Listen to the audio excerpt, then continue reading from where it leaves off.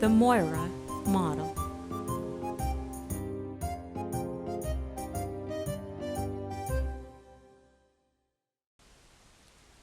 The Moira Shire Hospitals, along with the aged care service provider Moira Healthcare Alliance, have developed a model that has provided residents with the opportunity to train as a nurse while working and earning an income in the local shire. Here are some of the stakeholders discussing why it was developed, who benefited, the learning culture, what to look for in an educational institution, and how it has evolved over time. Lee Gifford, Director of Nursing for Nathalia District Hospital.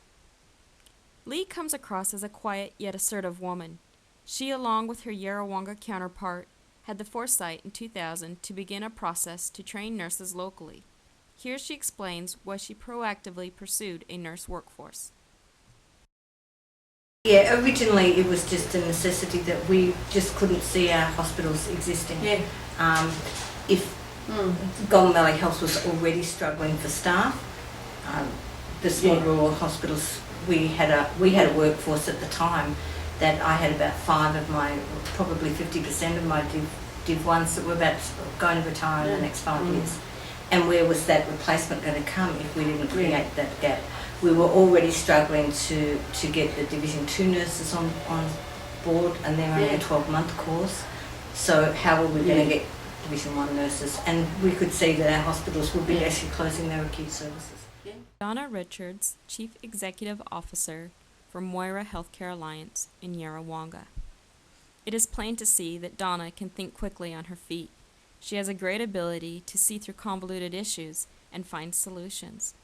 Here she describes how the Moira model has impacted individuals as well as the community and the partnership necessary for a successful model. I think the real returns for the community have been in regards to people actually having employment and having training locally. So that impacts in terms of a health workforce that rolls right across all our aged care sectors into acute settings. As well as for those people who are training and working, it means their family now can see parents who can go back and do education at any time in their life. We've seen the economic development for Moira Shire. That is actually starting to show in economic development statistics, where we've gone from number 8 in terms of employment up to number 3 for health and community services. So there's a huge range of areas that you actually capacity build within the community, and that's not just in the health workforce. That's where the major issues are felt, but certainly for the whole of the community and for the individuals who are training, it certainly has been life-changing. For most of the women, the opportunity to participate in further educational training has not existed because of the cost of travelling either to Wodonga, Wangaratta or Shepparton for Moira has been way too large and just was not viable for people coming off farms, especially during drought times. So in that sense, it's been a great opportunity.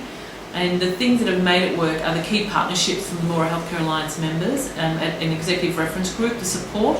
Whilst not everyone has different levels of support, people who, for an example, like Yarrawonga Hospital, who had committed 3 training rooms with no thought about how that would impact on their workplace, and the things that they've learned. They now have a great training facility for the hospital, but it's that sort of generosity of spirit that has made this work. Chris Simmons, Director of Nursing for Cobram Hospital. Chris's passion for nursing is obvious to see. She directly answers your questions and demonstrates a willingness on and off camera to help where she can. Here she explains the culture developing within the local hospitals. What's actually happened with the delivery of this whole model, or the impact of the model, has delivered a development of a culture where all the staff want to come and learn. What I mean by that is the bar is risen because the staff have students working with them side by side. Their role, their skill is being questioned at the same time. So they're actually having to be a little bit more alert, a little bit more astute, and a little bit more aware. And a little bit more correct. And a little bit more correct, because the student will ask the question. So of course the registered nurse or whoever wants to make sure they're right. So actually what we're developing is this culture of wanting to learn. So I'm finding or even statistically, the evidence states that my staff are actively pursuing other education. And as Lee discussed that, like with talking with Charles Sturt University, we will find that our registered nurses will be keen to take on postgraduate subjects.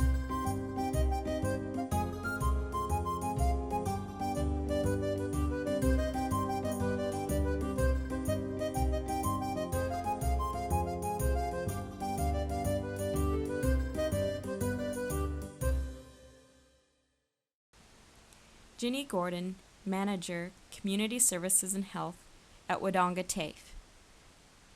Ginny Gordon is an educator. With her go-get-it attitude and her thorough communication style, she is someone who you can learn from, if you take the time to listen. Here she explains there are a number of sources to fund a model similar to the Moira Model. In terms of funding, a good education provider should be aware of funding sources for access by the health service. Now, obviously there's traineeships, there's incentives that go with traineeships, there's funding such as recurrent funding, or there's our Q funding that we get in shorter bursts, and usually we're tackling specific student cohorts and often qualifications. But equally, a good education institution should be aware of trends in funds that are available. I've spoken to you about the productivity places, a very new initiative from the Commonwealth Government. We're aware that will have huge impact on the industries, because that money will go to industry for existing workers. And so for industry, that's fantastic. That means even more, a good educational provider should be working with the industry to make sure that they can meet the demands of the industry in terms of workforce development needs. So that's, to me, what a good education provider should be able to do. It's all about knowledge and sharing the knowledge and connectivity and collaboration and working in partnership. Terry Welch, Director of Clinical Services for Yarrawonga District Health Services. Terry is inviting and welcoming, and by his office decor is a proud father and family man. His clear, concise answers are practical and leave no room for misunderstanding. Here, Terry explains where he sees the Moira model progressing in the future. I think there's two parts to the evolution. One obviously is that we want to sustain what we've got because it's proven to be very successful. So that's one of the key challenges, of course. But I think with the evolution, it's about where do we go to next. It's about identifying our needs, and I think, for example, at Yarrawonga, we've identified we need postgraduate programs, so we've got the postgraduate midwifery program up and running, and that's certainly been very successful with our second student. So it's about, okay, how do we do this as an alliance and under this model about identifying our needs, be it the advanced practice setting, be it maybe a nurse practitioner model, be it these postgraduate models, and then being able to implement them as successfully as we have the other programs.